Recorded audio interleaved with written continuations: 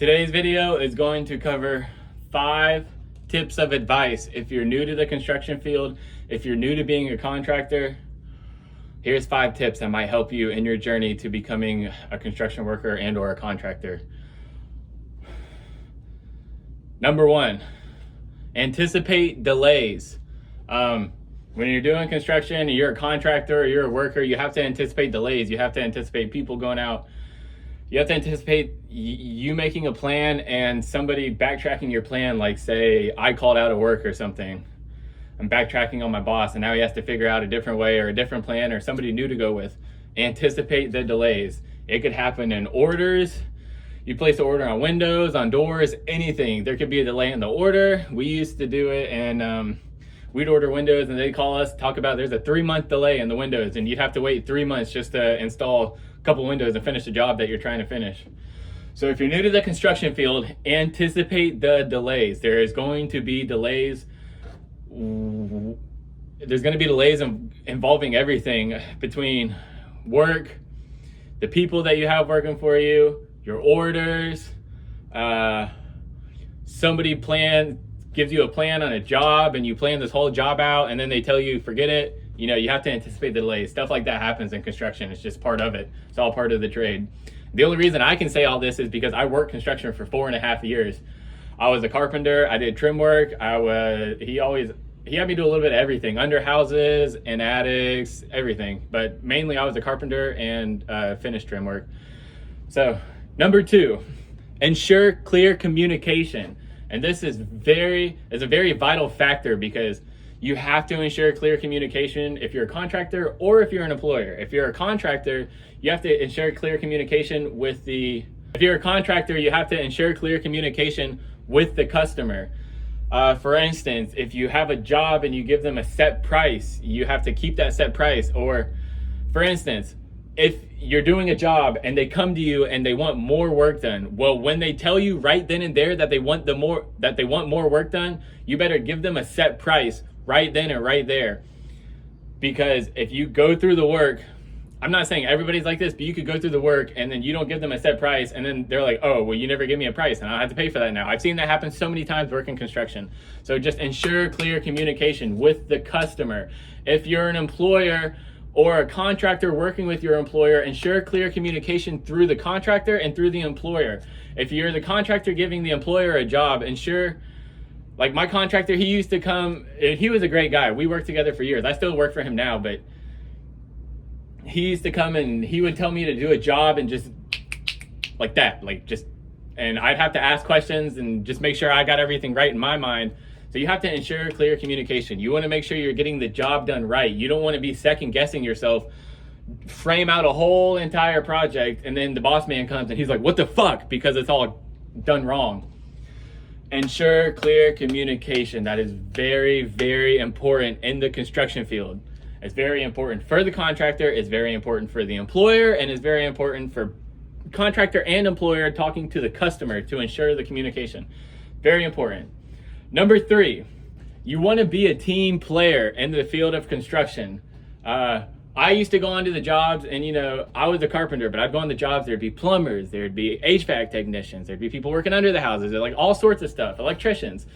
And I was always a team player. I'd go out of my way to talk to everybody, to say hello, how's your day, how's your week, you know, make people feel good about themselves. You don't want to go to work your construction job and you pull up on the job and sometimes, you know, people are in a bad mood. It's a trade job. You're gonna have your guys that are in a bad mood. You're gonna have your drunks, your fucking druggies. It's just gonna be like that in the world of trades. But you need to be a team player. It's important to make others around you feel good. If you're a team player, if you're a contractor and you have all these employers and you have 30 employers and they're all team players, you'll have a great company. Everybody will be successful. Everybody will work together. Nobody will bat heads. Nobody will go different directions. You want to be a team player. You want to ensure that everything goes smoothly. Like, if being a team player is important. Number 4, expect to do jobs you don't want to do. I was a carpenter and a trim worker, so I did a lot of framing. I did a lot of shoe, crown, everything, door trim, everything. But every once in a blue moon, because I was young, I would have to go under houses and lay vapor barriers, go up in attics and blow insulation, go under houses and pull insulation. I fucking hated that part of the job, but it was all part of the trade. And after doing it for so many years, it became a passion, and that passion became an obsession, and that obsession became an addiction. And like construction was, I lived for it. I lived for the feeling. Doing construction, being in that trade is awesome. If you're a construction worker, even if you're starting from the bottom, I was there for 4 years. I started at the bottom of the totem pole. And after 4 years, I was one of his lead trim men, finish trim. He'd have everybody frame the houses, everything get done, which I'd frame the houses with them and all. But then when everything was done, I'd go into the job by myself, do all the trim work, yada, yada. I still do that now for side work. So you're gonna have to expect to do shit jobs. So let's go back through everything one more time, and then we'll get to number 5. 1, anticipate the delays, okay? You have to anticipate delays. 2, ensure clear communication. Ensure clear communication. Very important. Be a team player. Expect to do shit jobs. Okay, last but not least, number 5. This is my own advice of how I felt working in the field for 4.5 years. My contractor, I started from the bottom and I made my way to the top. He was a great guy. I had to bust my ass and prove myself to him to show him that I was worthy. And in the end, him and I became like best friends, and I still know him to this day, and I still do side work with him to this day. So if you're an employee and you have your contractor, you know, communication with the contractor is vital. You want to go out and have those communication skills, and you want to go out and be clear with everything, with the work, everything that's being done. Every single time I did stuff with him, if I ever questioned myself, I would call him, anything, because I saw so many people in that field that would second guess what he said, and they would do the work just for him to come back, and then they'd end up getting fired or some bullshit because it was wrong. It's just stupid.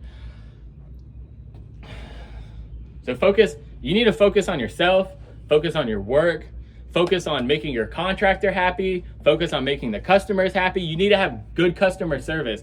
Like, one huge part of working construction is being able to have your own form of customer service, because you got to think, every job site you go to, you're knocking on somebody's door. Hey, hello, my name's this and this, blah, blah, blah. I'm doing this job. You're telling them why you're there. They're going to explain to you what's wrong, vice versa. They're going to ask you questions. So you're going to have to be professional and be able to answer those questions. So yeah, there's my 5 tips of advice if you're going into the construction field. And if you've made it to the end of the video and you're trying to go into the construction field, or you're already in the construction field, I think that's amazing. I'll always keep the knowledge I learned in construction with me all my life. Whenever I buy a house one day, I'll be able to renovate it myself as opposed to paying somebody to renovate it. So if you're trying to get out in the construction field, go for it, seek it, get that dream. It's awesome. Working construction is awesome. And I think it's something that, it's not for everybody, but if you're a hands-on person, I think you'd love it. And you know, anybody is capable of anything. The mind is capable of anything. You could tell yourself you can't do it, then you won't do it. If you tell yourself you can do it, then you will do it. You have to go out and make those goals and set expectations for yourself. So, hope this video maybe helped somebody. Maybe it didn't, but my name's Jack, and if you could consider subscribing to the channel, that would be great.